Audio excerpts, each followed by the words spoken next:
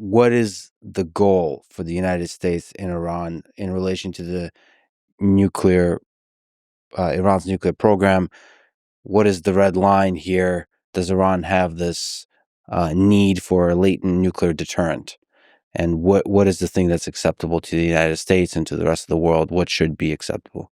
Yeah, Lex. So there was a lot to unpack there. So let's sort of just back up a little bit and let's talk about, first of all, the regime itself. Islamic Republic of Iran came into power in 1979. It has been declared a leading state sponsor of terrorism by multiple administrations dating back to the Clinton administration, by Obama, by Biden, by Trump. And it is a regime that has killed and maimed thousands of Americans, not to mention, obviously, hundreds of thousands of Middle Easterners. It is a regime that has lied about its nuclear program. It never actually disclosed its nuclear sites. All these sites were discovered by Iranian opposition groups, by Western intelligence agencies, and the International Atomic Energy Agency, which is the UN agency responsible for preventing proliferation, has come out again and again over many, many years in reports, very detailed reports, describing Iran's nuclear weapons program. There have been multiple attempts at diplomacy with Iran. I'm sure we're going to talk about it. Scott mentioned the JCPOA, so we should certainly talk about the JCPOA, which was the 2015 deal that Barack Obama reached with Iran.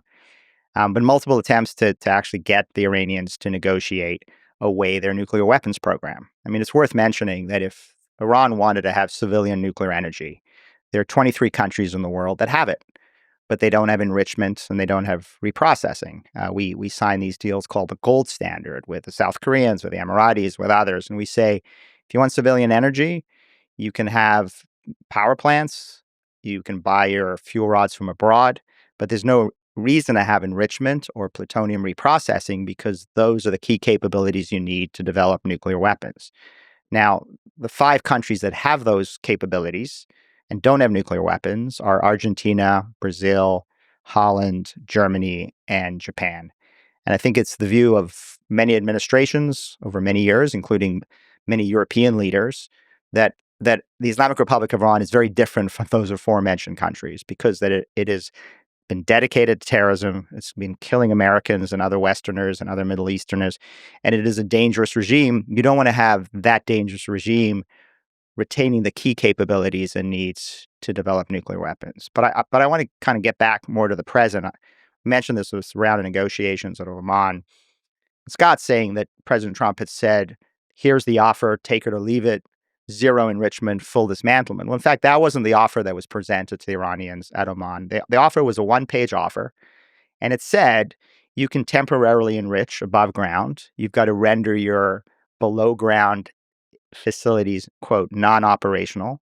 And then at some time in the future, 3-4 years, as Scott said, there'll be a consortium that'll be built, not on Iranian territory. It'll be a partnership with the Saudis and the Emiratis. It'll be under IAEA supervision. And that enrichment facility will create fuel rods for your nuclear reactors. So that was the offer presented to Iran. And that offer would come with significant sanctions relief, billions of dollars that would go to the regime.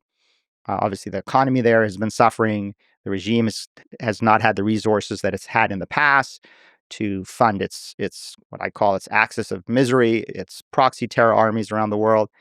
And it was a good offer. And I was shocked that Khamenei rejected it. He did reject it. And I think he rejected it because I think he believed that he could continue to do to President Trump what he had done to President Obama, which is just continue to squeeze and squeeze and squeeze the Americans at the table in order to ensure that he could keep all these nuclear facilities, all these nuclear capabilities, so that at a time of his choosing, when President Trump is gone, he can develop nuclear weapons. Now, it is a bit interesting to say that Iran has no intention to develop nuclear weapons.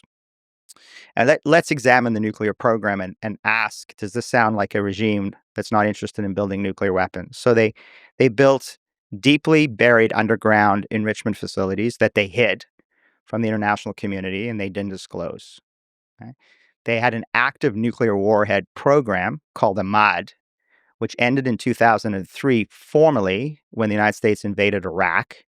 And we know that because not only has that been detailed by the IAEA, but actually Mossad, in a daring operation in Tehran, took out a nuclear archive and brought it back to the West.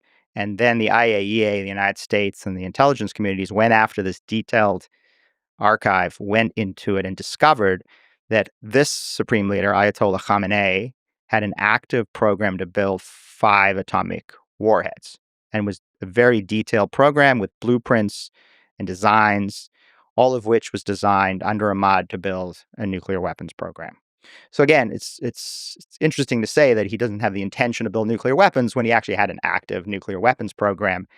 And we can talk about what happened to that program after 2003, and there's a lot of interesting details. So when you combine the fact that he has an active nuclear weapons program, he has sites that are buried deep underground, he has weapons scientists who come out of the Ahmad program and continue to work on the initial metallurgy work and computer modeling designed to actually begin that process of building a warhead. And all of this has been hidden from the international community. He has spent estimates of $500 billion on his nuclear program in direct costs and in sanctions costs. And one has to ask, and I think it's an interesting question, to compare the UAE and Iran. Right? The UAE signed the gold standard. They said we'll have no enrichment capability or reprocessing. They spent about $20 billion on that, and it supplies 25% of their electrical generation. Khamenei spent $500 billion, and that program supplies maybe 3% of their electrical needs. In fact, they have a reactor that they bought from the Russians called Bushehr. And that reactor, it's exactly what you'd want in a proliferation-proof reactor. They buy fuel rods from the Russians, they use it, and they send the spent fuel back to Russia so it cannot be reprocessed into plutonium. So I just think it's important for your listeners to understand just some of the technical nuclear history here in order to unpack this question of, did Khamenei want nuclear weapons? What was his goal here? And then we can talk about, was this the right operation in order for the United States to order the B-2 bombers to strike these facilities in what, again, was a limited operation, as President Trump has said, and in order to drive the Iranians back to the negotiating table and finally do the deal that President Trump has asked them to do since he came into office in January.